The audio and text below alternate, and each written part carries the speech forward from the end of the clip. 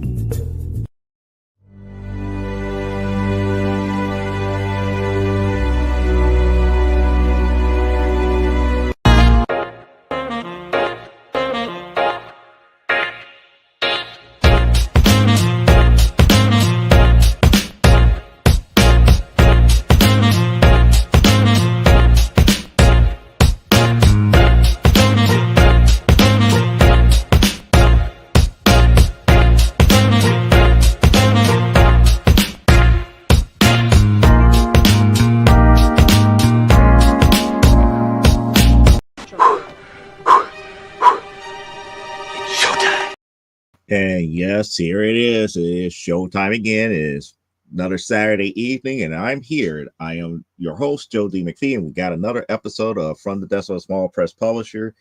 And this one, it's kind of like a little bit, if I could say a little bit, going to be a little bit more out of pocket because we've been away from C2E2 for at least 1 week as of right now. And I'm finally getting around to doing some after show thoughts and all this other stuff. I'm not certain if you've been looking at my social media posts and all this other stuff, but there's some things that, need to be talked about and need to be discussed here. And I think we got notifications on the phone here. I need to turn that off real quick before we can have a little bit more silence. Okay, bear with me for another second here. Okay, there we go. Let's just get the business end of things out the way here. I do apologize for that little bit of an interruption. I was not expecting notifications at this time here, but to get the business end out the way, Stupid O'Clock still happens 1 hour into the show. If we go into a second hour, that is followed up by Last Man Standing. Then you get a little bit of a respite until Monday morning until you have Nevermind the Furthermore with Nicholas Tucker at 10 a.m. Eastern. And then we got another upcoming Comic Book Spectrum episode coming up here. We're slowly becoming the new Comic Book Spectrum because, we're going through a whole bunch of different other things here with changing of cast members and panel members and stuff to that magnitude. But we're still having a show nonetheless here. So with that being stated here, I'm going to give a little some people some breathing room here. And there's Victoria.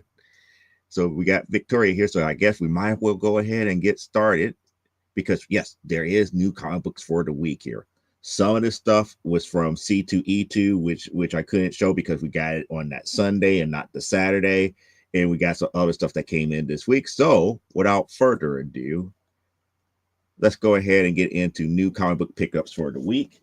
It is a live showing here, and we got a kind of a little bit of a stack here. Something that can be looked at as a whole. So bear with me for 1 second, and here we go. We're going to start off with Spidey Super Stories number 2. So now I have issue 1 and issue 2, and other random issues of Spidey Super Stories. I'm slowly building up a nice little run where I might have to getting closer and closer to having a full run of Spidey Super Stories. And that is going to also be followed up by issue number 34 of Spidey Super Stories. So those who grew up with the Electric Company, they would know where Spidey Super Stories came from here. Spidey Super Stories was a segment. I could say segment. Was a segment on the old school PBS Electric Company, and it was pretty much adventures that Spider-Man would go on and help teach kids how to read and use phonics and all the other stuff here. And on the television show, and then it went from the television show to actual comic books. But in the comic books version of it, it's actual adventures that he went on. So it's kind of nice and new and different here. And then I finally got the missing issue of the original from the original run of the Typhoid Mary series and Daredevil, the first, dealing with her first appearances here, and that is Daredevil 257. Now, this is part of that saga that ran that was a part of Typhoid Mary, and yes, that is the Punisher. Yes, there was a Punisher appearance in that saga. So, yep, we got that here. And Elaine is here, and she said, "Yeah, I remember those. They were fun. Yep, they were fun too. Yep, the Spidey Super Stories." And then we got a Marvel Premiere number 42. This is a Tigra issue here. I know we were talking about Tigra a little bit on Comic Book Spectrum a little bit, but here is another Tigra issue. Well, I should say Tigra issue, but it's Marvel Premiere featuring Tigra. And then this is dealing with volume 2 of a little known independent character called Whisper. So I got Whisper number 2, and this is issue number 19. And then we got to go old school a little bit here. From volume 1, I got another copy of Wonder Woman 163. Why issue 163? This is a minor key.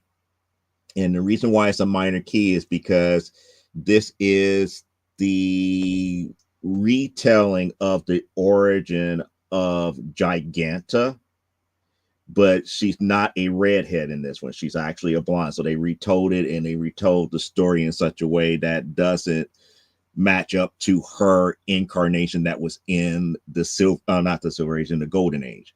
Now, the Wonder Woman 9 that I've been showing a lot on the show here, that is the first appearance of Giganta in her original telling of the story about how she came about being what she is. This kind of retells a little bit of that story, but she's a blonde in this one and not a redhead. And the story goes a completely different route than anything else here. But nonetheless, it is what it is here. And then we got another copy of issue 191 for Wonder Woman here. So, yep, these are nice and good and classic books here. We got a New Mutants 31.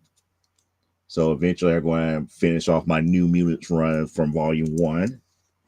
Then this is definitely something that I didn't have. I came across it and I realized I didn't have it here. So this is Mystery Rock and Roll Summer Special number 1. They only did one of these here. So this is Mystery Rock and Roll Special 1.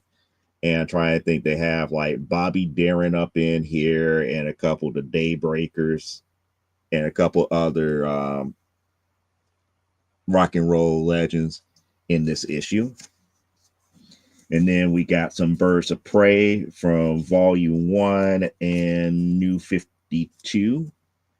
So from volume 1, we got issue 40 that was missing, 61 and 112. From New 52, I got the ever elusive number 0. Yep, Bobby Darin, that is correct. Yep. I caught up on Wonder Woman except for this week's one. Oh, see, you caught up. I have not. I have not caught up with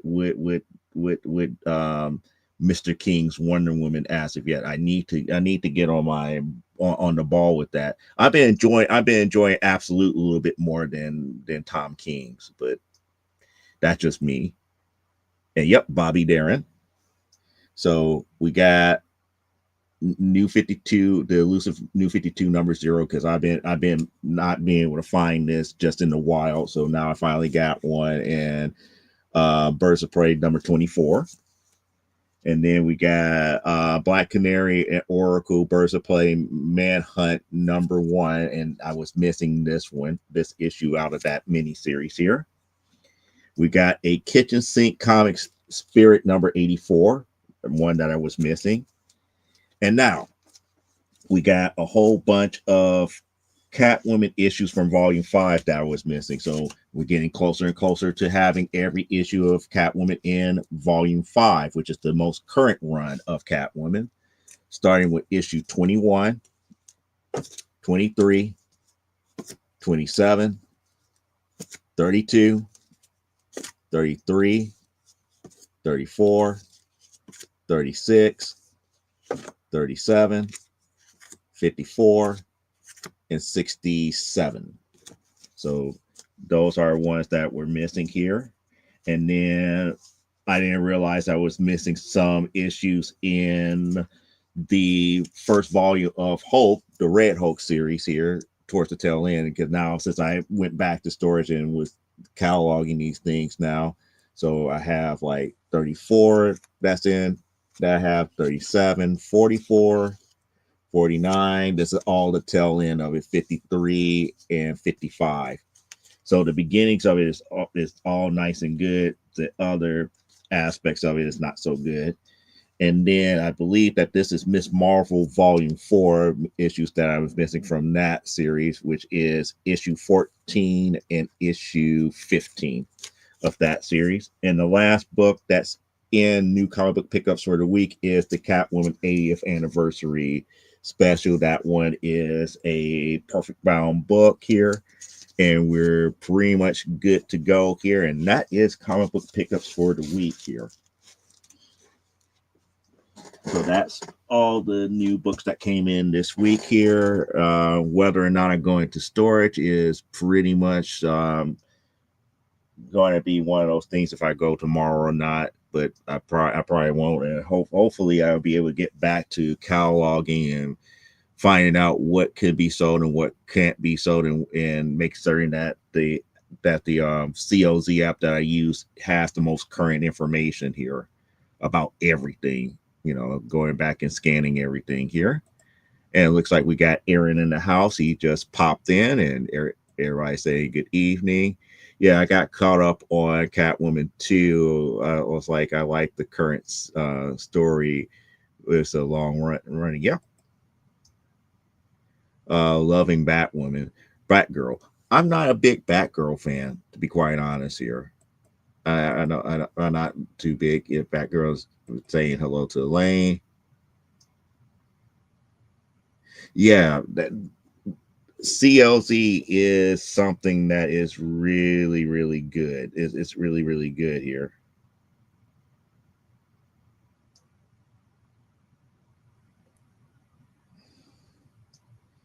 It's a really good app, and I'm about to get ready to show you guys here.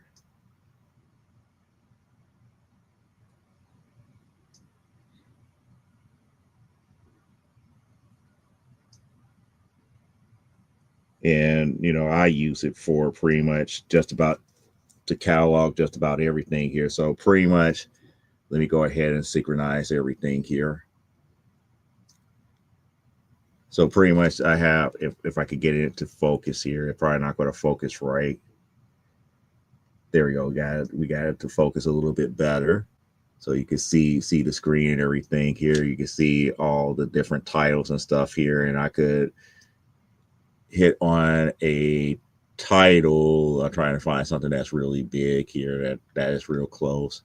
Let me scroll down to like Birds of Prey, because I know, you know, I have a lot of those issues. Like for volume 1 of Birds of Prey, let me see if I could get that. Yep. You can see all the issues in that aspect here. And then at the very top, if you need a quick little reference here, there's a thing that says, you know, find missing issues here. And there it is. It lists out all the missing issues that you have in that run. So yeah, it's a worthwhile app here. And I kind of like that here. Well, which Batgirl? You have to ask Victoria. That was something that Victoria was saying, that, you know, she was liking the Batgirl run and everything to that magnitude. So that's something that Victoria was pretty much liking. And I'm just up here saying it's like haven't been really paying attention all that much to it.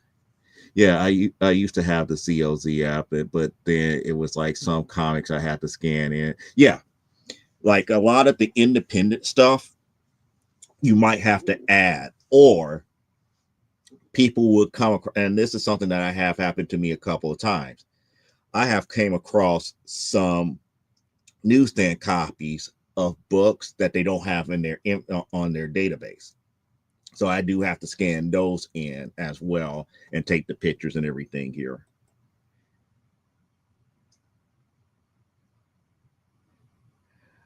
I'm probably not going to collect the new Supergirl because I'm not a big Supergirl fan. But I am collecting the new Fire and Ice series. So I started collecting Fire and Ice. I'm not a big Supergirl fan, but I'm more of a Fire and Ice fan. And how, you know, Fire and Ice Welcome to Smallville ended, it still got my attention to like to continue following those two characters here. Oh, Cass, yeah, that one.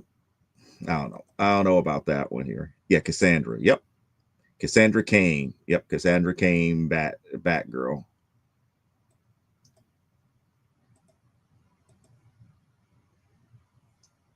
But that's pretty much the new comic books for the week here. As far as accountability, I haven't done much comic book wise other than finishing up lettering the one story for the adult anthology. And if you were keeping up with the social medias, I've been doing, you know, sketch cards. It's like I got back into the whole finishing up the last four blank sketch cards that I had here. Those two were already posted to social media. The one that I haven't done to social media as of yet, that one has not been posted to social media. And the last one that I started here, and if you could guess who this character is just from the preliminaries that I haven't finished putting in, like the details and everything here, I don't know. I might give away a prize or something like that if you could guess that as of right now. But I can pretty much guarantee that most people don't follow a lot of female characters to guess it just based upon this here. I have to put some more detail and stuff in, and you might be able to guess it. But the only clue that I would give to you is Silver Age. ISO. It's like ISO. Will Way love me some Barbara Gordon? Yeah, but there's been more Batgirls outside of Barbara Gordon now. That's the other bad thing about that, Elaine. It's like there's been what, 3 other Batgirls since Barbara Gordon. So it's weird in that aspect. Very weird. But getting back to what I was saying, you know, that's the things that I have been doing. I haven't brought myself to start the actual pencil work on Amazonia as of yet, because if I do that, I have to clear this table off. And then once I clear the table off, if I have a whatnot show, I have to make certain that I had to take the Bristol boards and stuff off of the table and then set everything back up. So it's like I need to find a better setup for penciling than the table that I got back there. But it's going to be what it's going to be here. But we're going to get to it. We're going to get to that. And I also found the script for AWF 5 that I needed to do anyway, because it's been a couple of years since we had an issue of AWF. And if I do issue number 5, it would be a good way to kind of relaunch that series and get people to think about that series all over again. And to actually think about what's going on behind the scenes to the primetime Saturday night and the overall story that I wanted to tell there. It's the Art Elastigirl from Doom Patrol. That's my guess, likely wrong. It is a wrong guess. Right era because that is Silver Age. Right era, but wrong character. I would even go one better. Wrong series. So that should be a hint. It's not a part of the Doom Patrol series. Character's not a part of the Doom Patrol series. No, it's not a Marvel Comics character. I can tell you that right now. It's not Sue Storm. I'm going to put it up one more time for you guys to take a good little look at it. That's just a general shape here. I haven't really got into like the deeper details as of yet here. It is a Silver Age character, and I could say it's like the hint that I gave is it is a Silver Age character. It's a Silver Age character. It is not a Marvel character. It is somebody in DC. Yep, you guessed it. It was somebody in DC. It is somebody in DC.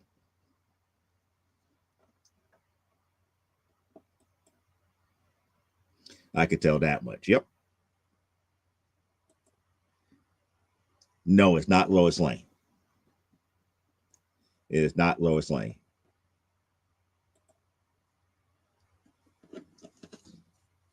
And if people guess it before I finish the card, I might do something here because I don't think I have any more blank sketch cards other than the blank ones that come from trying to print them out here. These are ones that was done, these are sketch cards by, Carson's Fanboy. These are, if it shows up here, these are, I think they don't even make these anymore. Carson's manga trading card blanks.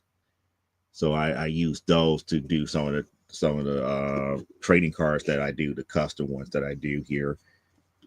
And Parallax is finally here. So that means that I'm about to get messed with a lot.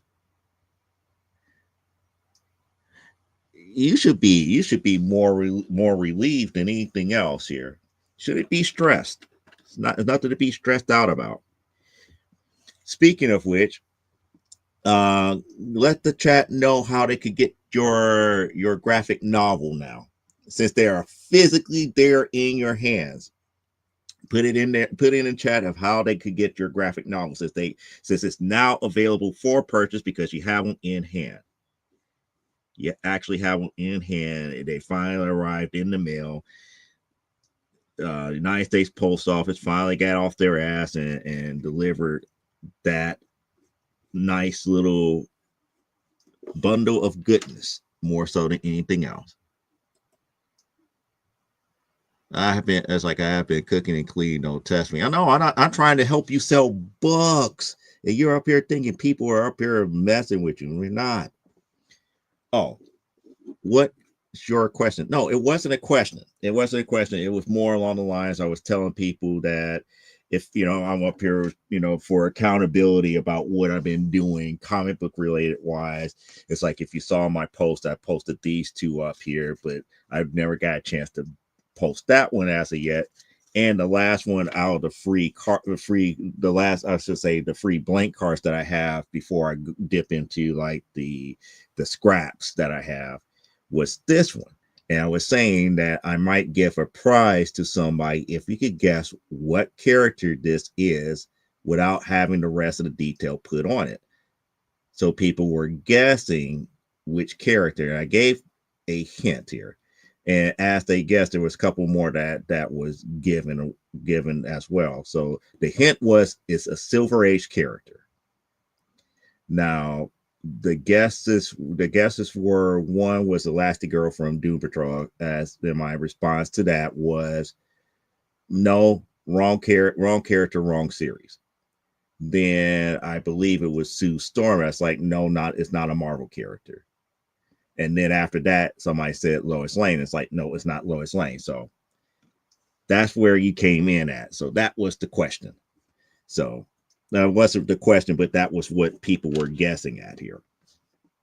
So with that being said here, eventually, maybe later on tonight or early tomorrow, this card will be finished up here. And if somebody guessed the character before then, I might give them a little something. But it is what it is for right now. I was also saying that it's like, I haven't started Amazonia or AWF number 5 because of the table behind me have all the stuff for Whatnot shows here, and taking the Whatnot shows and stuff on and off the table. And then, how I normally have to put like the Bristol board down and tape it down with drafting tape and everything, and do the T-squares and everything to do all the ruling off of the panels and all the other stuff. It becomes, kind of like a thing of like, how do I want to deal with it? No, it is not Liberty Bell. It is not Liberty Bell, and that is not a character in that series either.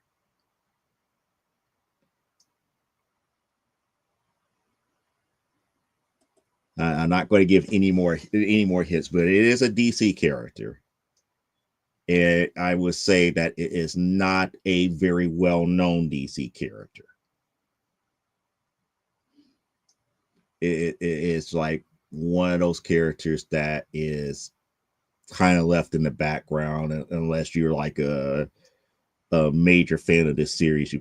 Most people would probably not know the individual itself here.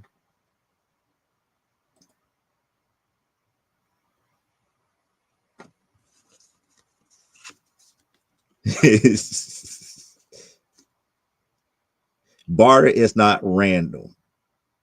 Isis, I would say, yeah, Isis is random because they really didn't own the rights to Isis. They just got the comic book rights from Filmation, I believe, to do the Isis comic book. But yep, Barter, but Barter is not random.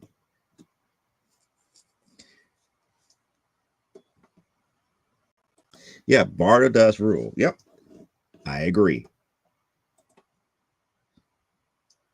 No, it is not Rose.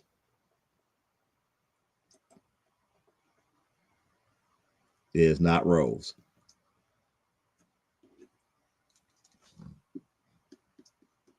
Because if I gave you another hit, it probably gives it away. And I really don't want to give it completely away as far as who it could be. Well, actually, I could be vague enough for one last clue. The character is from a book that I actually read from DC.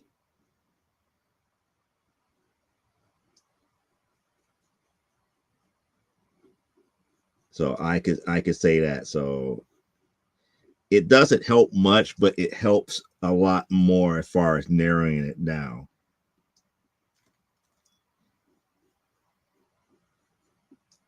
I did add a little bit more detail to it, but I didn't add any feature here.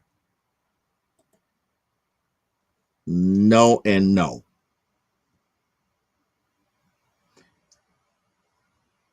Actually, your first guess is a pretty good one since you kind of do follow what I read, but no, it's not from that book. The second guess is like, I really don't follow Blackhawks all that much. I mean, a random issue here or there, but I wouldn't be too enthused to do Lady Blackhawk. But if it was Lady Blackhawk, it would have been given away because she would have had the actual service hat on. But again, there it is again. I added something else onto it, but that's the general shape of a portrait shot for that character. Now I kind of like embellishing parts of it as of right now, where I could just get the general shape on the card and then go from there.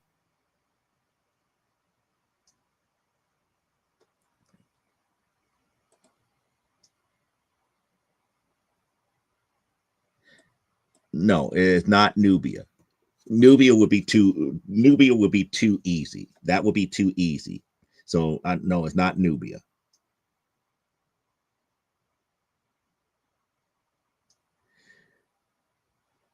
Yes and no. She was not known as Lady Blackhawk until the 90s, but I forgot the character's name. I forgot the character's name that was on Black Hawk Island, the female that was on Black Hawk Island.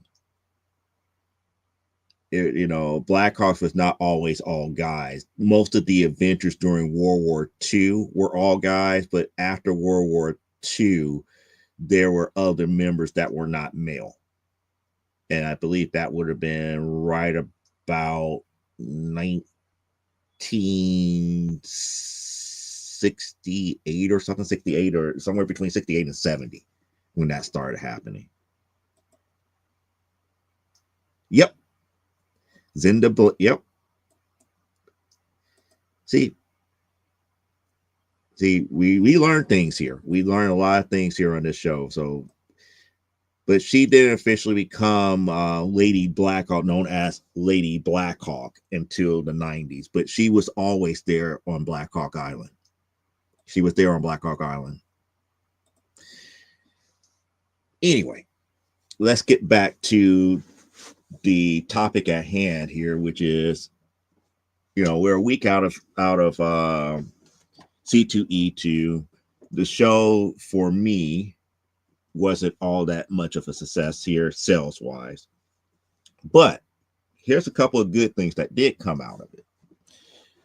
Between that Sunday and Tuesday, or I should say the flat past Sunday and Tuesday, we ended up getting 2 sales on the company website. Both were digital copies of, surprisingly enough, Primetime Saturday Night number 4 and the new Primetime Saturday Night number 5, which means that we end up getting more visibility. People are finding the books. They're enjoying what they're reading and everything to that magnitude.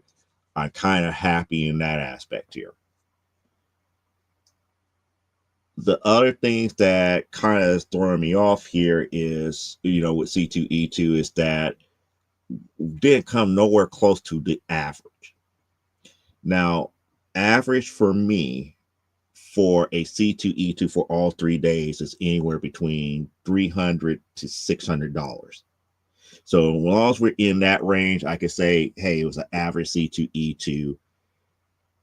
As far as sales is concerned, we did okay. I don't have to worry about much of anything. I have to try to figure out other stuff. Try to figure out other stuff to, for example, audience building and all this other stuff. I will start focusing on that more so. This year, nowhere close to that. And it makes me wonder.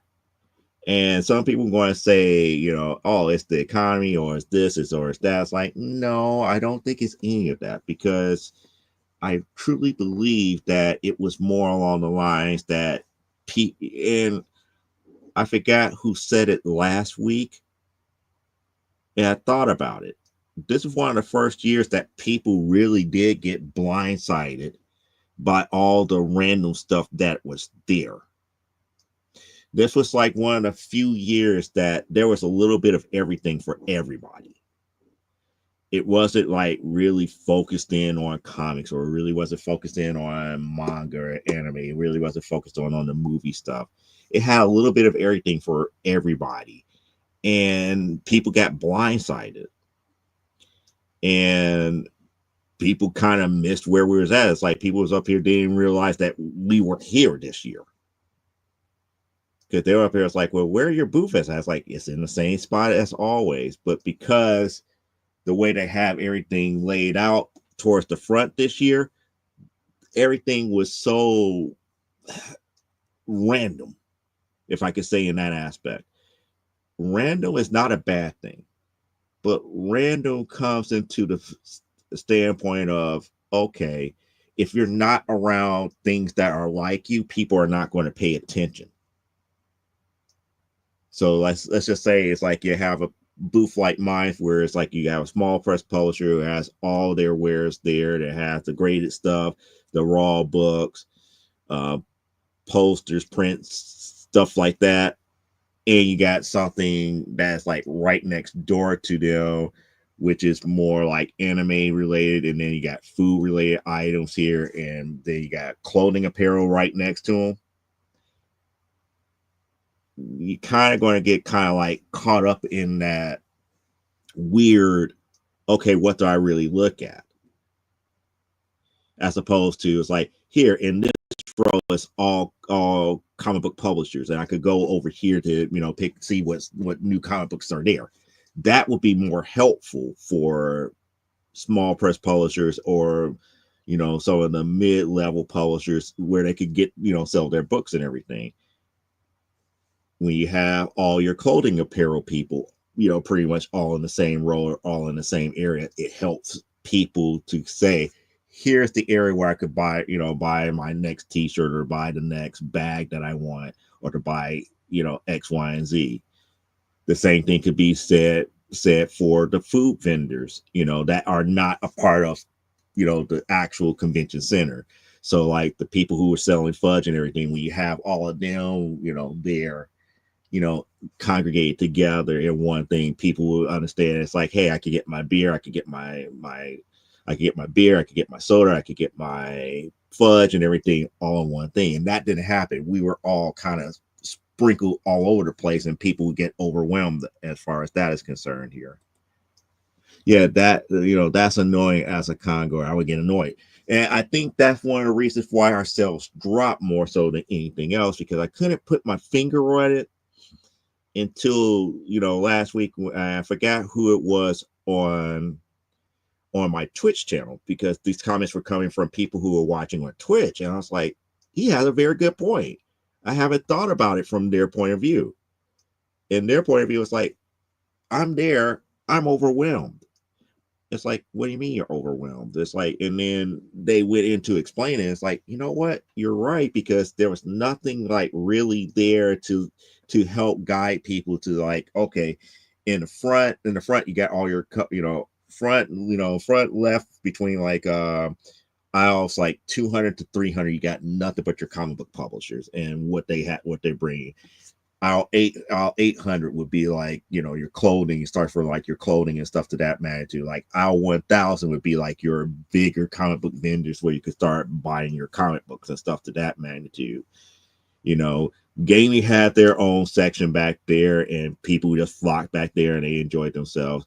RS Alley had problems too, because everybody went to RS Alley for those art prints and everything. So the ones that actually had like their own creator own books could not sell their creative own books very well, because people are not looking for books back there. They're looking for art prints. Where are your art prints? And they would get kind of like vocal about, we only want to buy art prints from the artists.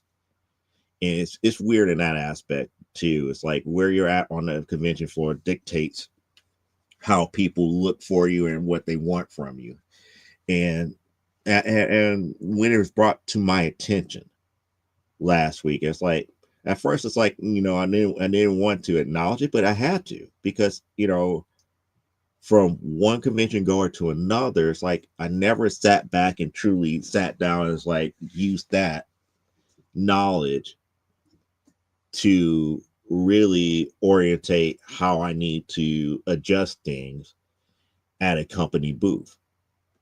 As many comic book conventions I have been to over my lifetime, I never really thought about being truly overwhelmed. And one of the things that I was told, even when I first went to San Diego, it's like, oh, you're going to be overwhelmed by San Diego. I was like, probably not. And I didn't have that feeling of being overwhelmed until like the last day.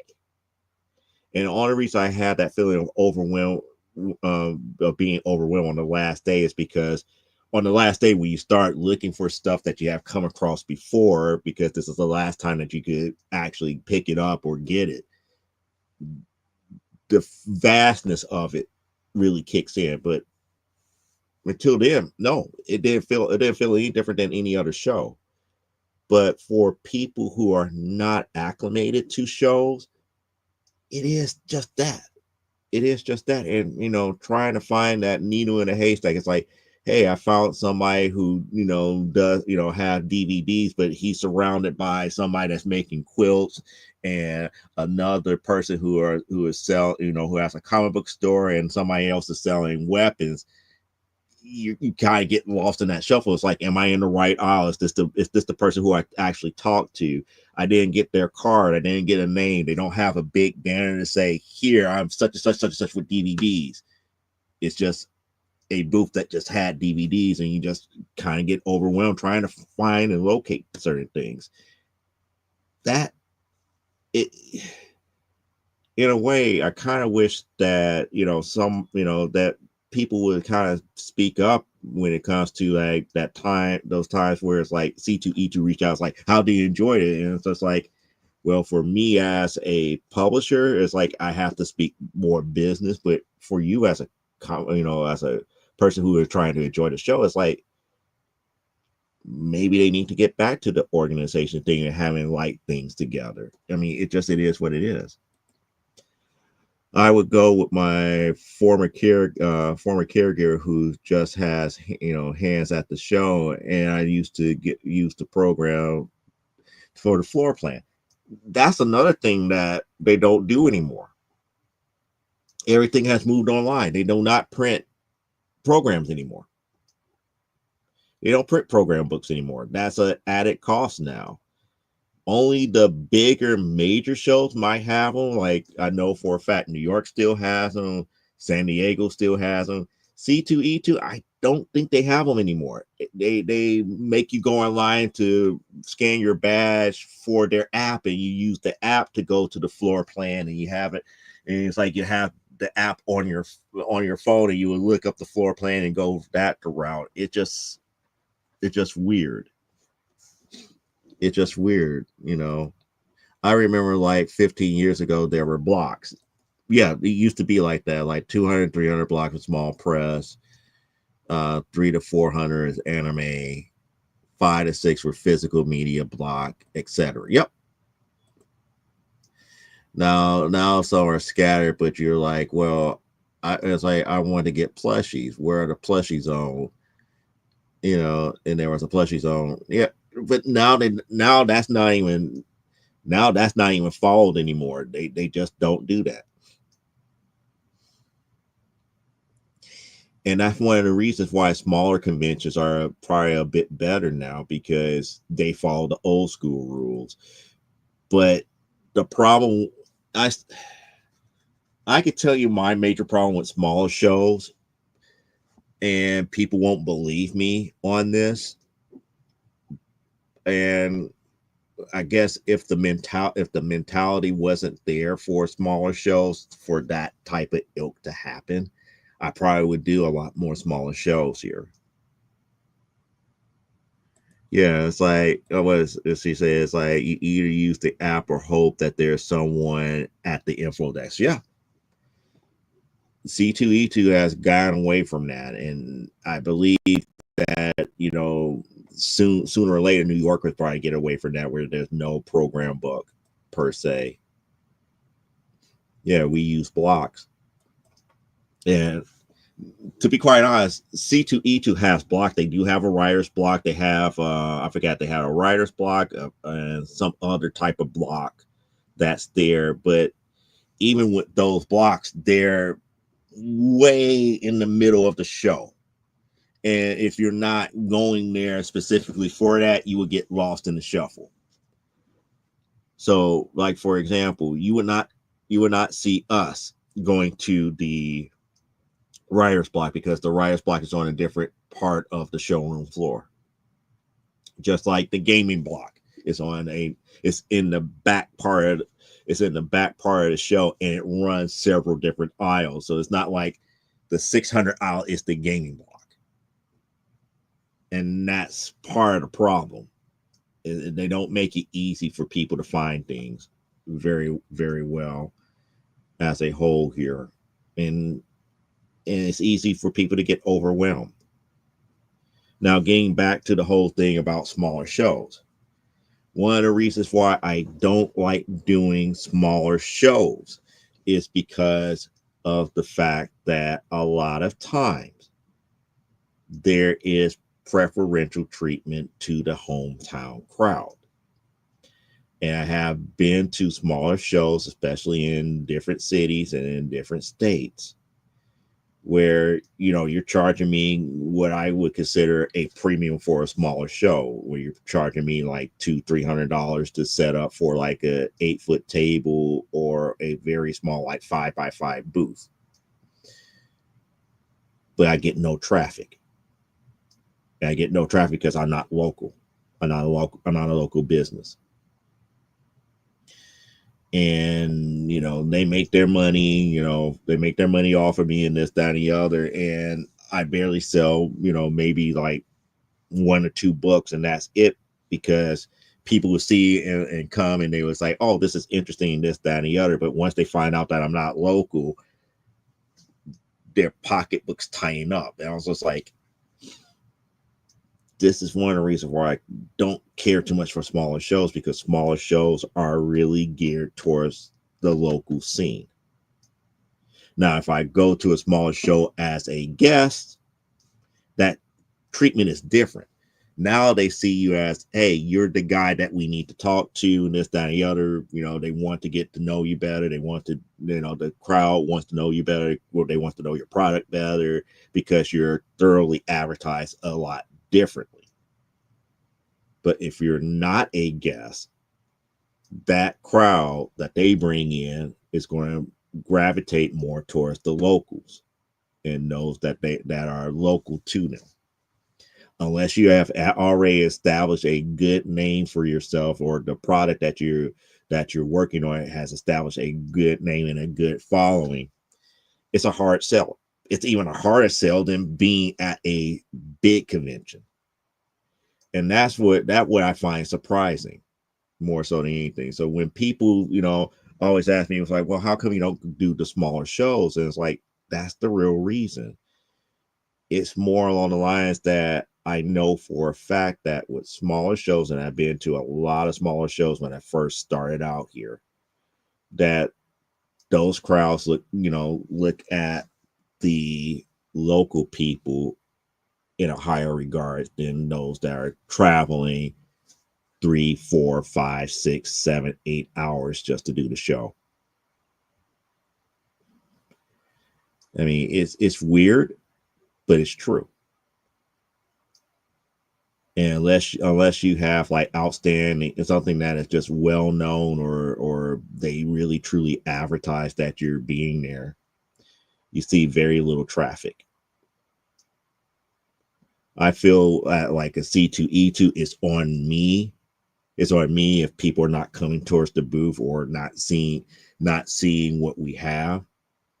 But at a local show where it's smaller, it's compact, it's more, if I could say, it's cozier, because it's smaller, it's more compact and everything. It's no longer on you, because they can't miss you. The problem becomes more along the lines of, how are they advertising the show? If they're advertising it as kind of like a swap meet type deal, if you're not local, they're not really trying to put money in your pocket, because if something goes wrong, or something that they don't like, they can't track you down. But it is what it is. Let me see. I'm sorry. I'm so sorry you and other vendors got hosed. I wouldn't say hosed. We didn't really get hosed, because the people were there. It's just more along the lines like, you have to catch people's attention and maintain their attention. It's like, people have to understand that with many people that have ADD now, you know, you might only get that 8 seconds or 10 seconds to get them, maybe have them to make a purchase and be satisfied. It's nothing that you could really do one way or the other. It's just people going to be people. I mean, when we say we got hosed, it's more along the lines like, and I hate to bring up the first Keystone convention that I've been to, the very first one that Repop ever had. Being host is like going to a show like that and having like your comic book vendors leave that Saturday. 3-day show. They left midday Saturday. And now you got all these big old holes on the showroom floor where vendors had left because there was not enough traffic there. And people were just that upset. Now, mind you, Keystone happened 2 weeks before New York. It was in Philadelphia. Philadelphia is only 2 hours away from New York, from New York Comic Con. So technically, you could drive 2 hours east and be in New York City and actually participate in New York, in New York Comic Con. So there was like little to no traffic. They didn't get enough people to show up. Vendors got pissed off. Those that left kind of host the other ones because now people are coming in and seeing half empty floor. They're not really staying as long. They're not really spending any money. You know, that's where I consider being host. What happened at C2E2 was not being host. It's more along the lines like, you know, it's like, hey, we have to adjust to that crowd. And that crowd, it is like we didn't have any way to truly do that adjustment here. Yeah. They even Elaine saw that they rearranged a lot of stuff here.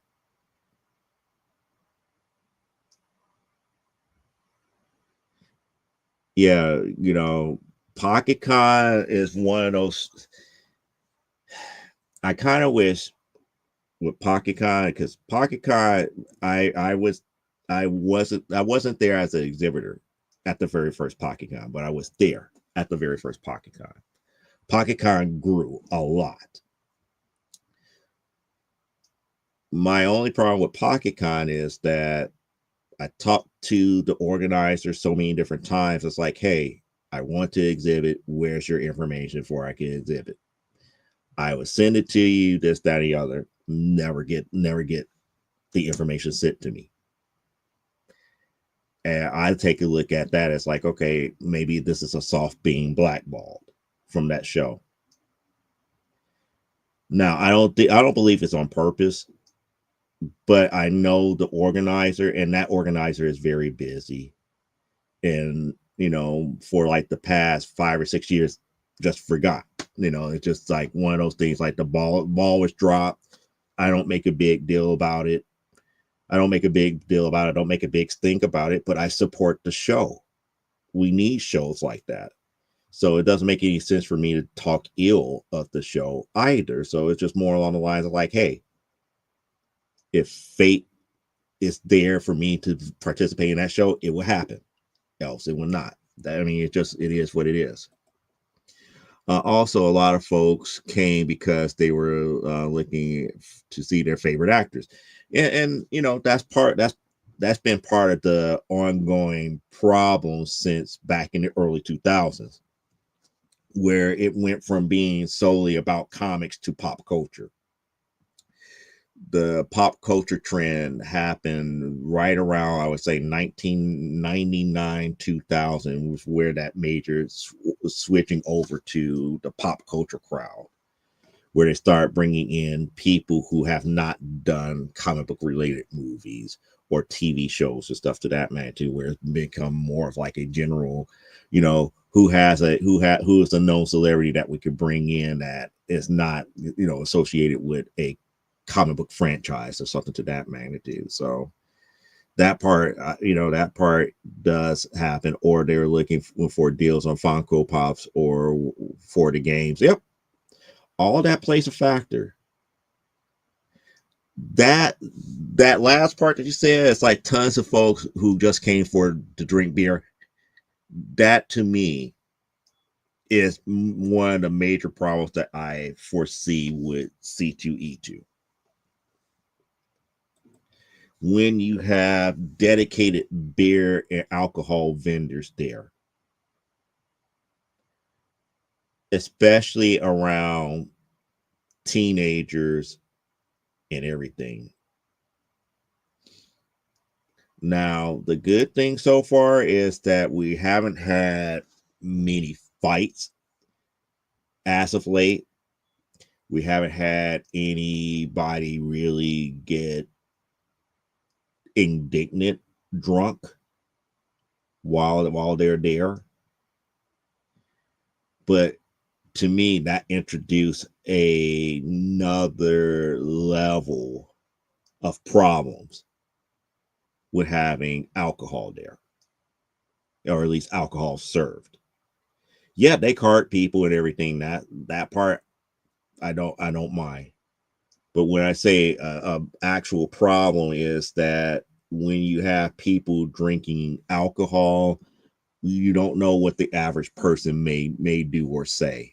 or how they might approach others who are just there to enjoy the show. But you see pockets of people walking around, pointing, laughing, and giggling with their cups of beer and enjoying it. But again, it's a difference between enjoying a cup of beer and buying other stuff than just having that cup of beer and just walking around as if you're at a bar. That to me is a problem. To me, the aspect of comics and comic industry, as well as movies and other stuff, the geek culture aspect should trump. Sorry for the use of the word here. Should be put ahead of being served and being able to walk around and have something like a geeky beer garden atmosphere. But like I said, we haven't had anybody really had a major, if I could say, incident in a long while. At least they haven't really. I haven't had seen any really major going on within like the last couple of years. Yes, I have seen people get arrested at C2E2. Yes, I have seen stuff happen that Chicago police have to get involved, but those were like really isolated incidents, and they did what they needed to do to clean the stuff up here. The fact that you have more people with small kids and that makes me more uncomfortable with booze. Yeah, that's one of the things that makes me kind of cringe about Sunday. Sunday is typically family day, and they have specific kid badges for that Sunday. Now, these shows want to make money. They're not going to shut down the alcohol aspect of it. But that becomes a dangerous thing. Even with Friday and Saturday, you might have people who are of age that can partake of alcohol, but you still got your 13, 14, 15, 16, and 17-year-olds running around there too. Like I said before, it's like a lot of people are still being responsible, but it still sets up a bad precedent for something major to happen that it shouldn't even get to that point here.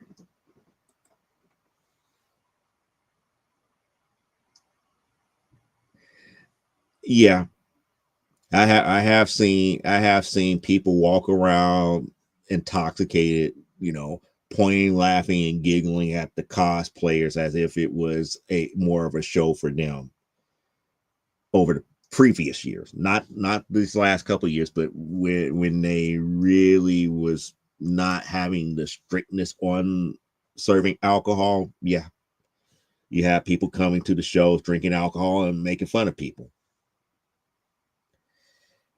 Is it cool? No, by no means.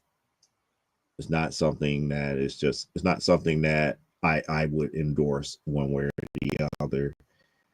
And I get alcohol relaxes some people, but it just opened up the door for a lot of stuff to go wrong. It does. It really does. But in the long run, it got people through the door here. Then next year is the other thing here. I'm still kind of like scratching my head on how to approach next year.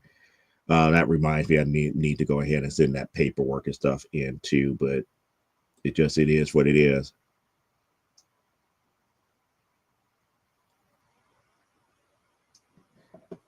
You did. Okay, I'm assuming that you sent it via Facebook. So what I'm going to do, I'm going to move that over there because it's like you already got enough hints for what the card is.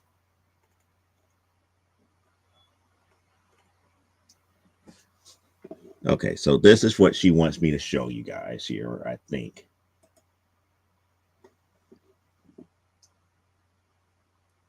This is what she wants me to show you. So we're about to do that. We're about to share the screen.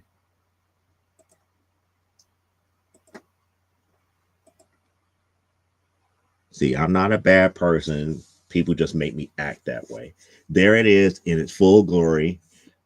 And the coming of Nightmare book 1. That's the cover here. She took two that, and she took, that, I think that's the front and the back. There's the eyes glowing there with the hands and the blood coming off that way. That's what she wanted me to show you guys here. And based upon what she sent to me here, I'm going to read off the other aspect of it. The books are $15 plus shipping. And there are 11 by 17 posters that are $10. So I guess the second one was the poster, the 11 by 17 poster here. So the actual graphic novel is $15. The posters are $10 plus shipping here. And they will all go out priority mail express with the which costs a little bit more. But I need a website. I need a website or a contract or a contact address where we could get that on the screen here. You could do that. You could do that on this chat or the actual chat for YouTube, or you can send it to me via Facebook, and I try to see where I can do to kind of like edit stuff out here. But yeah, so the graphic novel is 15. The 11 by 17s are 10, and it will everything will be priority mail express. But they just need to know where to buy it from you here, Elaine. That's pretty much what's left here. And it's like, yeah, I don't think Motor City has alcohol except for the adult after party. And that was one of the things that I know with Chicago Comic-Con, the old Chicago Comic-Con / Wizard World, when they did those after hour events, yes, there were alcohols pretty much served, because they actually started carding people. They were actually, double checking IDs and stuff for those events and everything. But during the show, no, they would not serve. No, there was no serving. Yeah, poster art. Yep.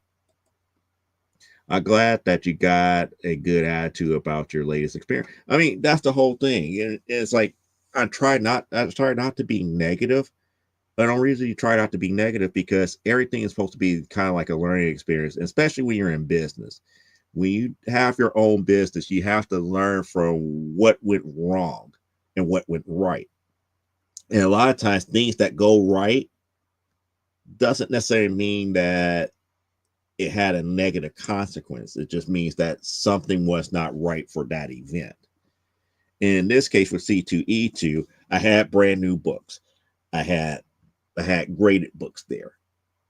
I brought posters just to be on the safe side. I even ran live on Whatnot while I was there.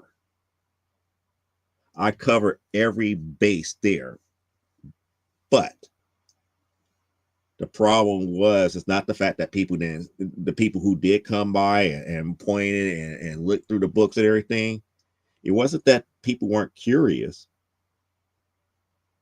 We just couldn't keep their attention long enough to get a sale from it. So you have to look at it from the standpoint, it's like, maybe not this time, but we're doing something that caught their attention. We did something to make them realize, like, yeah, I've seen this before. And then they come back, it's like, oh, you got more, and you got more, and you got something different, and you got this different now, you got that different now, you got more and more stuff for them to look at. And eventually they will buy. They will actually start talking, and they will buy. So that's the reason why, is having that negative attitude. It's like, oh, I lost all this money. It's like, you really didn't lose money, unless you're doing this as like a sole proprietorship and you need to recoup the money for the booth. And if you're in that standpoint, it's like, then you shouldn't have gotten the booth in the first place. You should have get in at the level where you need to be to make what you need to make here. Which means that if you need to be in Artist Alley and you got denied Artist Alley, you have to look at it as like, hey, maybe next year. If you need to be in small press, then hey, you can't spend that extra $1,300 and $1,400. You got to get in where you're fitting. That's just the way that I look at it, And even, like I said, people don't realize it's been a long time since I had experienced lack of sales like this. I mean, we're almost talking about almost like a decade. Oh, like almost a decade since something like this had happened. So when something like this happened, it's like, yeah, I took it on the chin. It's like I was trying to leave ego at the door. I really was. It's like, yeah, I felt like I failed, but then again, I have to like look at it. It's like, no, you didn't fail, you stupid idiot. This is what's really going on. Look at it from a bigger perspective. That's why I was happy that Elaine was there. I'm happy that the people that are around me in my support circle is like, you couldn't, it's like there's no way you could have failed because you did everything right. It just meant that it was not your time and place here. Yeah, great attitude. Plus, the act of creating is freeing too. Yeah, it is. It really is, and it's like it shouldn't discourage you. And the reason I say it shouldn't discourage you is like if you bring new books and stuff out, it doesn't discourage you. One of the things that I could honestly say about new people that's coming out with their stuff, getting past that issue 1 is more of a journey than having that issue 1 out. You'd be surprised at how many people that can't get past that issue number 1 because they get stuck on it. It's like, well, I didn't make money on this, or I didn't make enough money on this to get the issue number 2, or I need to sell more before I could actually invest in this. It's like, no. Once that ball starts rolling and you got people buying that issue number 1, you're in it for the long haul. You got to get that issue number 2 out. You got to get that issue number 3 out. You got to get that issue number 4 out. When people start buying those issues, you're already in that long haul. It's like you can't let people down. she's still talking about the laryngitis. Yep. It is a journey. It is a journey. It's a journey that most people don't want. Those who are not serious don't want to take that journey. And those who are truly serious, they understand that journey is not going to be easy. There are going to be some sleepless nights. There are going to be some days where you feel like you want to give up, but you find a way to make it work. You find a way to do that next thing. Just like, I'm finding ways to get my drawing aspect back by doing sketch cards first and all this other stuff to get my mindset back on doing Bristol board and penciling and all this other stuff. The journey is never simple. It's always going to be about how serious are you that you're willing to put the time into it. You'd be surprised of how people I hate to say it this way, half-ass things just to say, hey, I put this out, it didn't work, and this, that, and the other. But did you really put it out to your best of your ability? Are you seeing people that are truly happy with what you're doing? I have seen that. That, things like that should motivate you.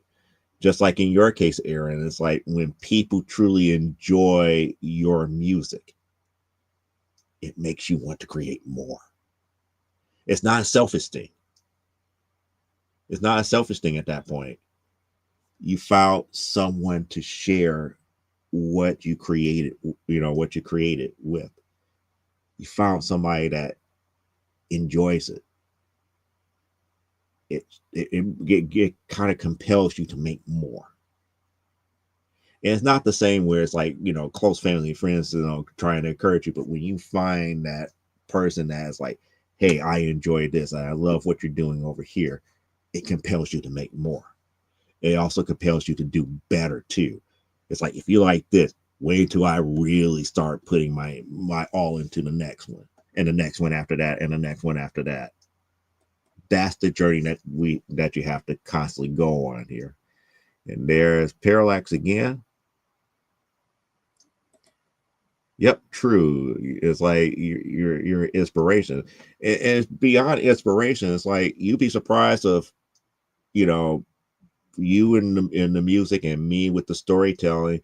It could compel other people to start telling their stories and the stuff that they have in mind, and build up a, if I could say, a community, or in my case, a library of stories, or people who tell stories and everything. Even if he's a dude, bro. She's still on the dude bro kick. Okay, I get you. I understand. Plus, the act of doing improves what we do over time. Exactly. Creating music is not a one-time thing, and you don't master it. You don't master it after your first song. Drawing comics does not. Does drawing one comic or creating one comic book and drawing it from beginning to end does not make you a master of drawing comics. It's a refined process. The goal is to do it better and better and better the next time around. And sometimes you just have to move on from that issue, from that first issue or that first song, and keep refining and refining and finding your voice and finding your tune and finding everything else. And then lo and behold, next thing you know, you got your groove. And once you hit that groove, other people are really digging it. You kind of hook for life at that point. I mean, it is what it is. I mean, it's like, it's not really, blowing smoke up people's asses or anything. It's just, that's just the way that it is. That's just the nature of creating. People are always told to create for self, but when you create for self, sometimes you can be overly selfish with it. Sometimes you need to create what you want to create, but you have to understand that you're going to have to share it with people. And when you share it with people, you're going to have to let some of that aspect go. But at the same time, you're going to grow along with it, meaning that you're going to see it flourish and develop into something that is bigger and greater than you. And that's what it boils back down to. If you can see it growing greater than yourself, then your ego gets checked, because it's no longer about you. It's about putting out the best work that you can. Yeah, but going back to the beginning of to tell the story. Yep. Now, yep.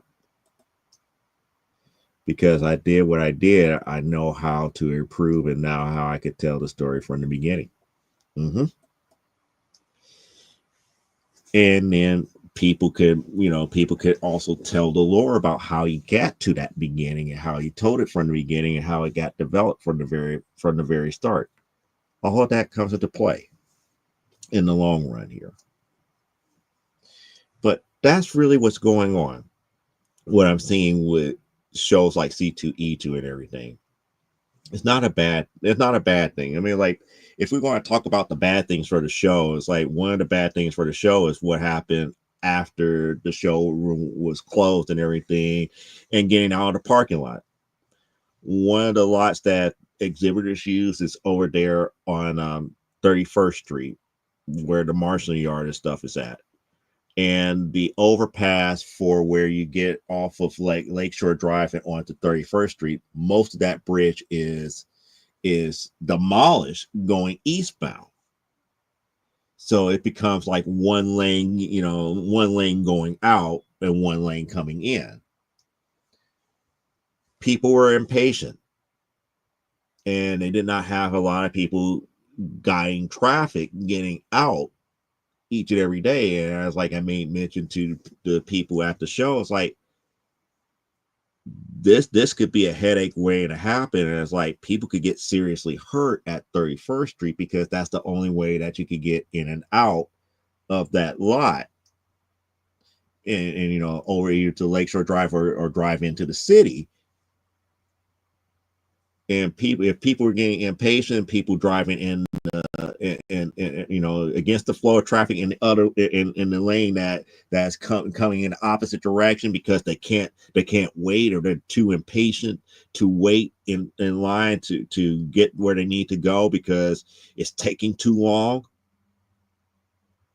You know, that's a major problem. And it's like, you know, that was one of those things that it's like, hey, I was telling people at the show, it's like, maybe you need to have, you know, Chicago Police Department or somebody, you know, governing traffic along this area a little bit better, because it's an accident, it's several accidents waiting to be happening. The last thing you don't want, you know, a multiple car accident right there and everything gets messed up.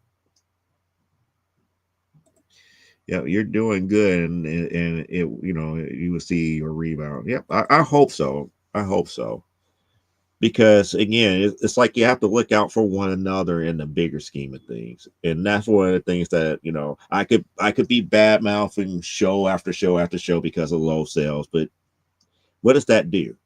What does that really do? It only hurts yourself. You have to sit back and be like, what am I not doing to get that sale, as opposed to, oh, this, that, and the other was wrong, that, and the other was wrong. It's like, no, 9 times out of 10, you're probably doing something that's, you know, not not having the right phrasing out there, not having the right display out there. It's something that you're doing that generates people not being gravitated towards you or your product. And that's 9 times out of 10. That 1 time out of 10 where it's not that, it got to be some extraordinary circumstances. And this year was like that 1 out of 10 year, because it wasn't like people didn't see us, people didn't come and look at the books, people, it wasn't like people didn't ask questions. When you can't just land, when you can't land a sale, you just can't land a sale. And then there was other aspects that was going on, like what was happening with Elaine's books not being there, because that cost her a couple of sales for the graphic novel. That's the reason why I'm up here. It's like, yeah, and Elaine, we still need a means for people to contact you after we showed the book here on the show today. You know, stuff to that magnitude always have to, you know, have to get to the point where it's like you have to put it in its proper perspective and look at the bigger picture. And the bigger picture, 9 times out of 10, is like, hey, you did this, you did this, you did this, you did this. You got people talking about it. We need just to work on how can we get people, you know, how can we talk to people to make sure that we land that sale. Sales is never easy. At shows is never easy. On websites is never easy, because again, you have to have proper descriptions and all the other stuff. You have to have the right type of wording, the right type of if it's like, if you use videos and stuff, you have to have the right ambiance to those videos to get people compelled enough to actually buy. It's just in the nature of the issue. And a lot of times it's not about even the fact that they're buying the books. It's about, are they getting something that they enjoy? Are they enjoying the story that you're telling? Are they enjoying the artwork that you're doing? Are they enjoying you as an individual? You know, do they feel comfortable enough to have conversation with you, to feel like you're the average person and worth their time to talk to? Those, to me, it goes a lot further than, oh, hand me $5 for this book, or hand me $10 for that book. Don't worry about that aspect. Worry about the interpersonal that comes through the sale.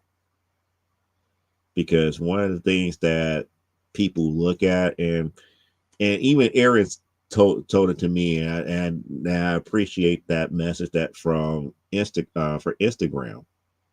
You even mentioned, it's like, this show is a conduit to what goes on at like a C2E2. People need to see more of what you're doing here on YouTube, and then they will understand a lot more of what's going on and what's going on behind the scenes, and how you actually think and feel about doing this work. And I agree. It's like, yeah, they do, but everything has to be built up. It's not going to take 100% me talking about, hey, I got this show out there. It's going to also take people like yourself to say, hey, come watch this show. He's going to talk about some things that make you go and think and it may make you feel good, may make you feel pretty bad, but it's a interactive show where you have a voice. You get to have your voice as well. It's not like people dictating to you one way or the other. That's kind of like one of those things that I really don't do videos that much, is where I have to edit, because to me, I feel like a lot of those videos are disingenuous. It's like, for example, it's like, oh, here are 10 books. It's like, I see things like, here are 10 books that you should invest in. It's like, why should I invest in them more so than all these other books, especially if I'm not into those type of stories? Everybody wants to look at the dollars and cents of it, but nobody wants to talk about, hey, what do you really like? Why do you like it? And once I understand that, it's like, oh, if you like this, then maybe you want to try that out. Or maybe you should think about this. Or maybe you should think about that. It's all about getting to know one another. And that aspect does not come through when you do like the top 10 reasons why you should read this incarnation of Batman, or here are 10 books that are solely undervalued that you should buy it now. It's like, that's so disingenuous to a certain degree, because 9 times out of 10, the books that they put on those lists are books that I have no interest, or the majority may not have any interest in them unless you're a longtime fan. But it kind of is what it is here. Yeah, I enjoy watching and listening to you as you're on your way. Yeah. And you know what? I began to enjoy editing my live videos afterwards. You see, I really don't like the editing, doing the post work. That's why I always love live streams. I like the impromptu-ness. I like, not having to worry about. I was like, oh, if I make a mistake, we could go ahead and edit in post. But when I edit things in post, it's like, it just feels so unnatural. It just feels like, okay, cut it here, put it back there, this, that, and the other, and just like, it just feels unnatural. But I might have to do more of that. I don't have the right type of cameras to do like the time lapse streams of like when I do like sketch cards and drawings. I don't have that type of technology here. And the people have spoken as far as me doing like DAW Studio.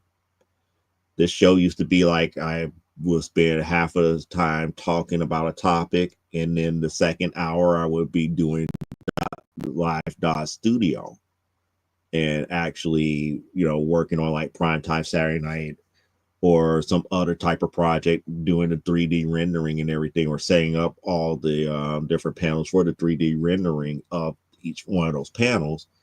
But I listen to the crowd. I listen to what you guys saying, because you guys say it's not like a drawing session like how some other YouTubers would have drawing sessions. They would do live draws and everything. It's not the same, because they felt that I was concentrating so much on the DAW Studio that I left them out. So I felt better by just saying, hey, maybe we just don't do the DAW Studio live, and we just talk a little bit more. And that's the cool thing about it. Yeah, I like the live impromptu as well, just keeping the live videos up, but editing them afterwards is fun too. I don't know. It seems like a lot of people who are like into film love editing. I guess I'm not into the film aspect of it. I don't mind making appearances on other people's videos and everything, but even when I was doing like the 1 minute comic book collecting, I still feel that people are not really getting the gist of everything that I was saying in 1 minute. And I'll appear it's like, hey, do this, and this. It's like, step one. And I only did one video of it. And that step one, I still feel is the very important number one. Just find a book that you like. If it catches your attention, buy it. If it's something that you like, then go back and start getting more of it. If it's not, then try something else. But to start your comic book collection, always start with something that catches your interest in something that you will like. Don't go off of other people's recommendations like, oh, I'm going to go. It's like, I kind of dig Batman. I'm going to buy Batman. It's like, if you don't really like Batman, don't buy Batman. If you don't really like Spider-Man, don't buy Spider-Man. If you like, Sorcery and Swords, buy a Conan book. Buy Cole, buy something that fits what you like. There's so many books out there. And this is the messed up thing. And I'm not going to go into a soapbox about this. And yes, I'm going to say it too. This is one of the reasons why manga beats American comics. Manga beats American comics only for the sole fact that there is more stories that can hit other people's interest than American comics. If you want to argue about that, I'm here. Come on. Tell me I'm wrong. We who produce American comics are losing the younger audience because we're not doing a lot of material that really speaks to them or is hitting people's interest in the same aspect here. And that is the truth here. See, somebody wants me to go on a soapbox. Nope, we're not going on a soapbox, but if I want to talk about it, we'll talk about it, but I'm not going to go into that rant. But that is a number one fact here.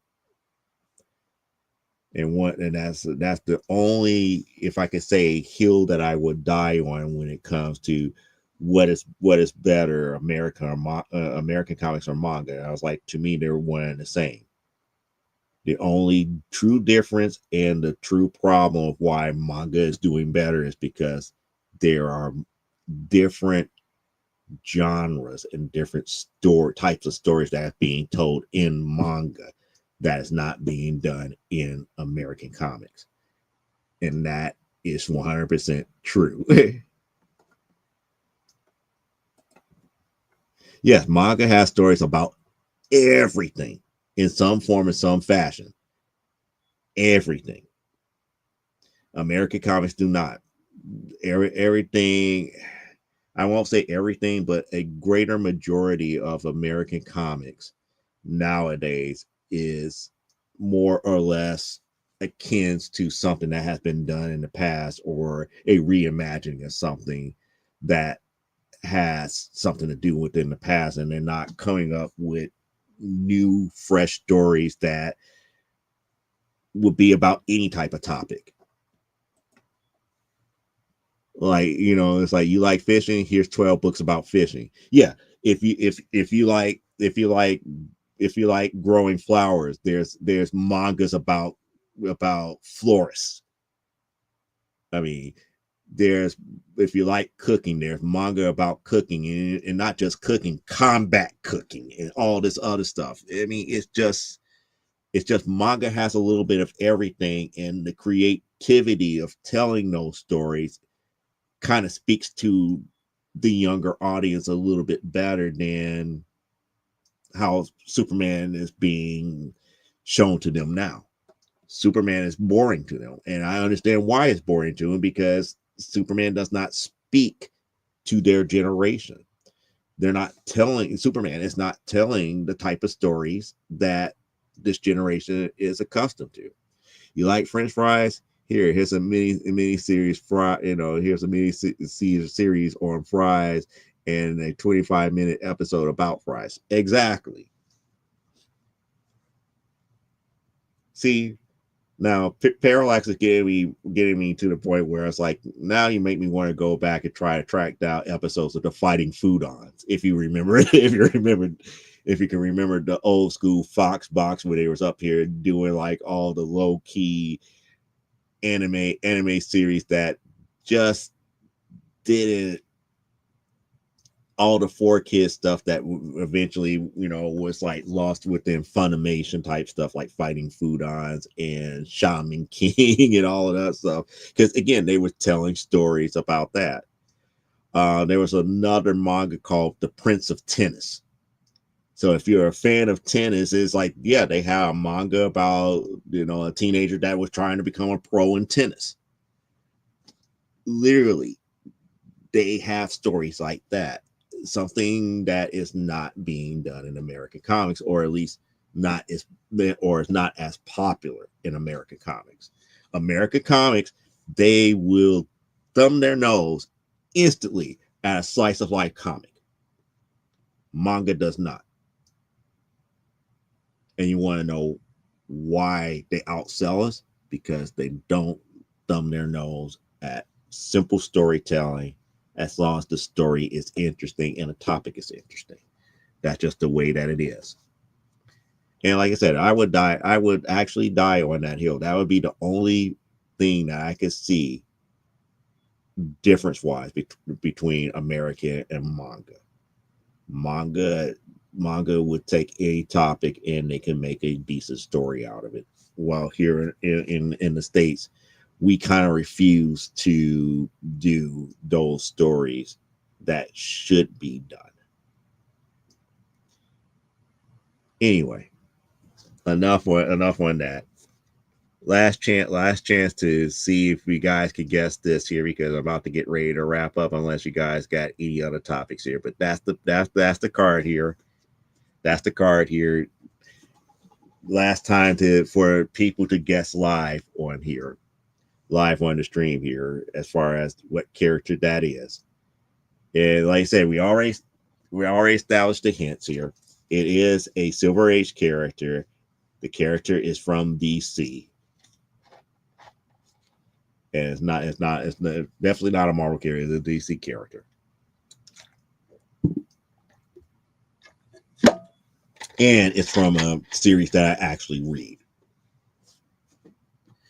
And yep, I know we all do have to wake up early. Yep, they have to get up early tomorrow morning, as I have to. Oh yeah. Oh, I forgot about Resurrection Day. For those who are not familiar with Resurrection Day, that's Easter Sunday. Those who are religious, they call it Resurrection Sunday. Others who believe in other religions, it's Easter. But yes, actually, Parallax is about 30 minutes away from Resurrection Day. It's about 28 minutes away. So yeah, I should be wrapping it up, because I know people need to get stuff ready for dinner on tomorrow, because tomorrow's a big dinner day for like Easter dinner. Everybody's trying to make a ham, and to me, I'm not a big ham eater and everything. Yep.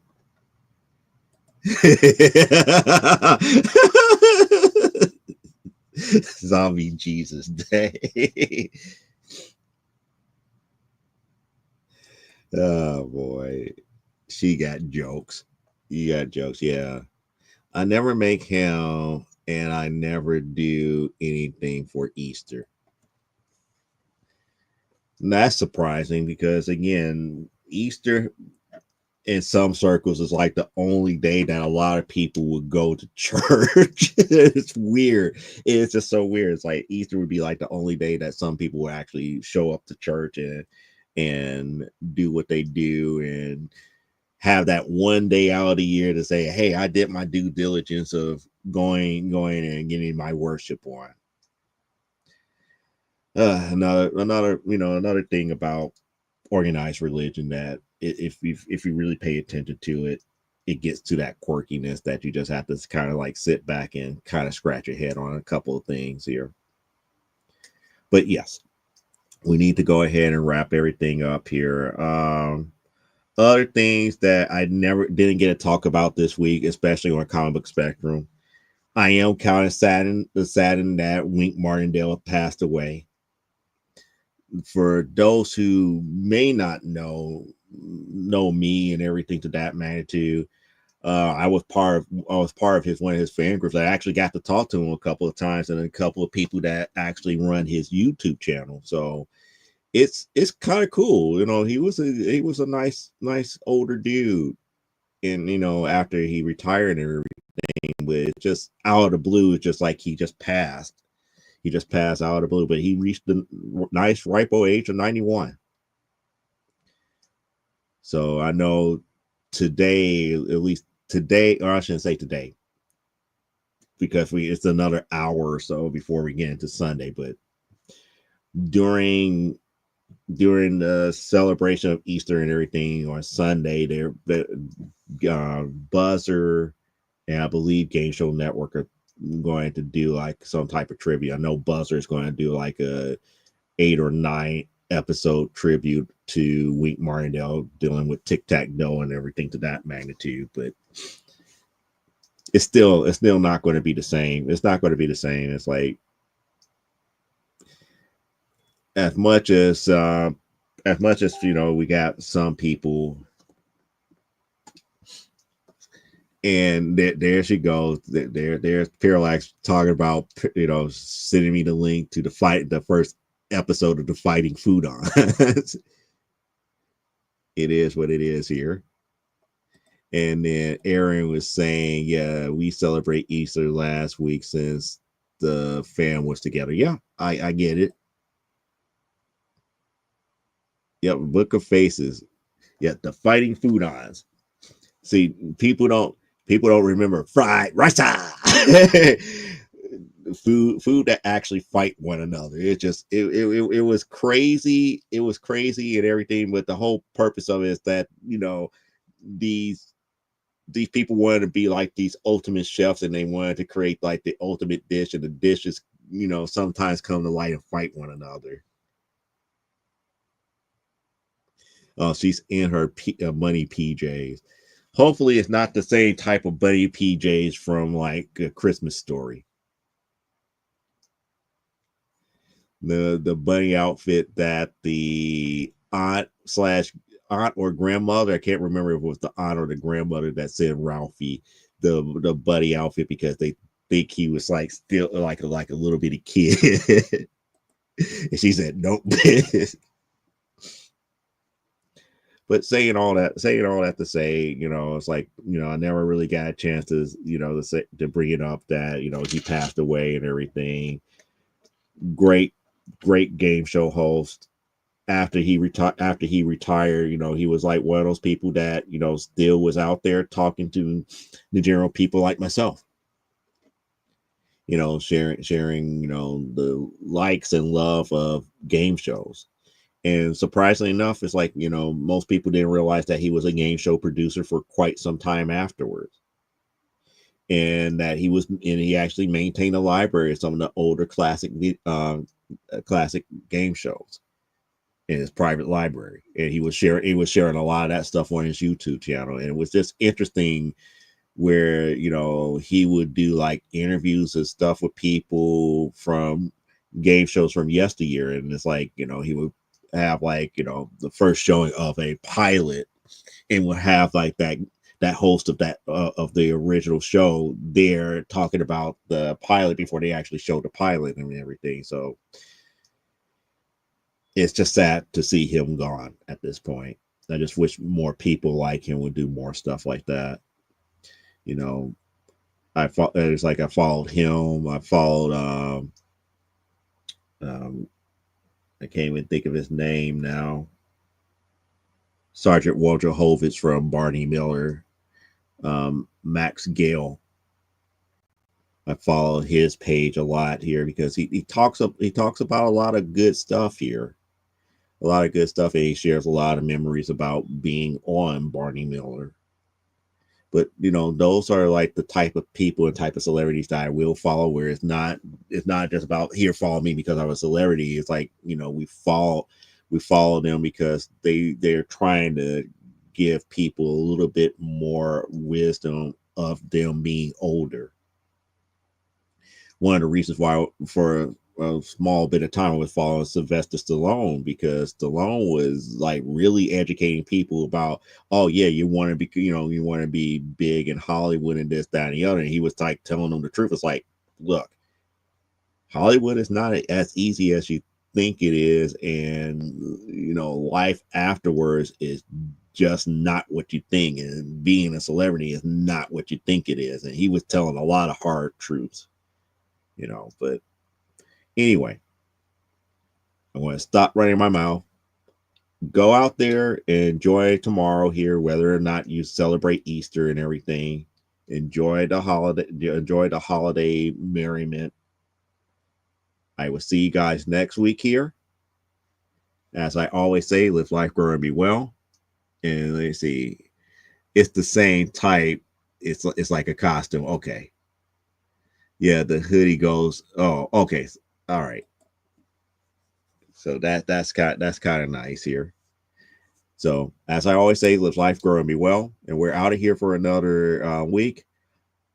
I am still on the fence of whether or not we're doing a whatnot show next week before at 5 p.m. So just stay tuned to my social media if I'm doing a whatnot show next Saturday or not. So until then, we're out of here. See you later. Enjoy the rest of your weekend and enjoy tomorrow's holiday celebration.